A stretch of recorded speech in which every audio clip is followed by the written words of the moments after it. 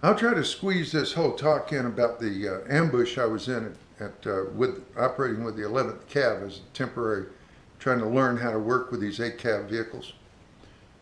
This was also about December, uh, probably it was just before Christmas, in fact, because the 11th Cav was up there operating just outside of Benoit, pulling security for the Bob Hope Christmas show. And right outside of Benoit, right there in that valley, it's jungle. Oh God, it's hardwood jungle. It's as thick as you could imagine in any jungle gym or movie or Tarzan movie. Just really nasty. And the 11th Armored Cavalry was up there out of Bencat. Uh, their fire base, their headquarters is around Bencat, and they were the big boys on the block, in those days. And here they were in this squadron of these guys, probably 4 or 5 platoons of are all operating up and down in that jungle, just squeezing the enemy out of there, keeping them out of rocket range to the Bob Hope show, because there's going to be thousands of GIs in one spot on Christmas Eve. And so here we go pulling up, playing games with. We never made contact, but we shot up a lot of bushes just for fun. And this armored Cav unit on my right was a guy named Jerry somebody, I can't remember his name, but Geraldo was probably his real name, because he was a Hispanic man, just as nice as could be. He treated me great. The track commander is a big, tall, lanky kid. I can't remember his name either. And the driver was this kid that he looked a lot like Donald Sutherland. He really did, with a kind of a beard, bushy beard that he had.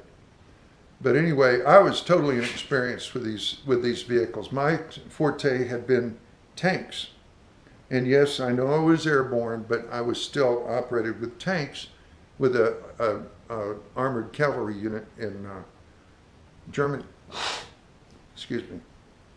And so here we are, assigned this outfit. Well, we finished up our patrolling. It was kind of weird because here we are in this deepest, darkest jungle, and off through the jungle we could actually hear the Bob Hope show on the loudspeakers and stuff, that they had there, and the lights, up in the sky, against the clouds and so forth, which you could barely see because the jungle was so thick. But anyway, we finally pulled out. This would be about December 26th, 27th, when we finally got out of the jungle and got on the highway and hauled ass to Bencat. And they had a sergeant on a vehicle in front of us, and this guy carried candy, hard candy in bags. I guess he got it at PX or had his wife sent it to him, anything. And we're going through this little village. And of course, these kids, they come around, they come up to these GI vehicles. We're traveling fairly slow, probably 10 miles an hour. And this sergeant's throwing candy out to these little kids, and he's dropping it closer and closer and closer to the track, getting them up close. And then he throws a handful into the tracks, and trying to get the crowd of these kids to push 1 or 2 others into the tracks. As an American soldier did that. I don't have time to elaborate on it, but I just want you to know that it all wasn't peaches and cream on our side. I didn't see him get anybody tangled up in the tracks, but that was shit-ass move. So anyway, we get to Bencat, get unloaded, get some rest, had a bunk. I was going back to my unit the next day. Middle of the night, the alert pops up. Saddle up, saddle up. We got a convoy, Australian convoy coming up from the coast. So we head east on that highway in the middle of the night. Now what we got is we got 2 tanks leading, a tank, armored personnel carrier, tank, and then armored personnel carrier on down like that. And then for some reason, I was second from the rear on my vehicle. Now this is also kind of weird. Throughout this entire assignment, I had been on the left side gun, machine gun. And the Hispanic man had been on the other side. Let me rephrase that. I'd been on the left, he had been on the right. So middle of the darkest night, we come into this stretch of highway where the engineers had cleared off these rubber trees on both sides of the highway for a good 100 meters on either side of the road. And they'd pile these logs up in these rows, that just row after row that was separated about 50 meters. And we're passing through this section. All of a sudden, tank up ahead explodes. I told you about those mines. That tank just blew to pieces. These are M48 Patton tanks.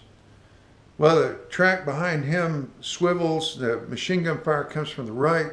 Bam, these guys are engaged on the right. Everybody's bunching up in the convoy. It's stretched out a little bit. And they're bunching up. And we rolled on past this one spot on the road. Well, behind us, wasn't supposed to be. We were supposed to be the last track. Behind us, the mortar wagon, M113, carrying an 88 millimeter or 4-point deuce mortar, comes rolling up behind, and the enemy set off a bomb under him that blew him to smithereens. And here I am on the right side gun now, and the Hispanic man is on the left side gun, and a piece of that track comes spinning in, of course faster than in the dark, you couldn't see it, and hit him. I remember seeing him in the flash of fire from the explosion. He just got hit right in the chest, and one half of him fell out of the track, and the other half fell into the bottom of the track. Oh my God. And about 2 seconds later, we get hit with an RPG right in the fuel tank. And these are old M113 vehicles, early design, gasoline powered. And that RPG hit that fuel tank and ruptured it, and that wall of fire just shot straight up into the sky. Brilliant flames, I'm just stunned. I'm standing there like, what do I do now? And I expected those flames to just come right back down the bottom of the track, but they didn't. The wind was blowing the other way and blew them off on the side of the road. And so, of course, we unasked the vehicle. Well, I didn't realize it, but a piece of that shrapnel that had hit that gunner had also hit the back hatch of the track commander. And it broke the latch and slammed the hatch into the track commander, injured him badly, and just me and the driver. And so, of course, I was out of that vehicle. I don't even remember jumping out of it, to tell you the truth. Suddenly, I'm on the road, and the machine gun green tracers are coming in over my head. And I have a .45 caliber pistol on me, and my rifle is inside the track. And the only ammo I had for the pistol was what was in the magazine in the pistol. And the driver, he unasked us through the driver's hatch, and we hit the road, crawling along the road, and we crawled off in the bar ditch on the left side of the track. And the rest of the night, from about 1 o'clock in the morning until sunrise, one by one, they come down that convoy and just closing in, killing everybody. There's one tank left, and that tank had been disabled, been hit. Next morning we found out 11 times. One guy left inside there manning the 50 caliber, and he's firing that 50 caliber down the line, keeping the enemy, slowing them down. He saved our lives.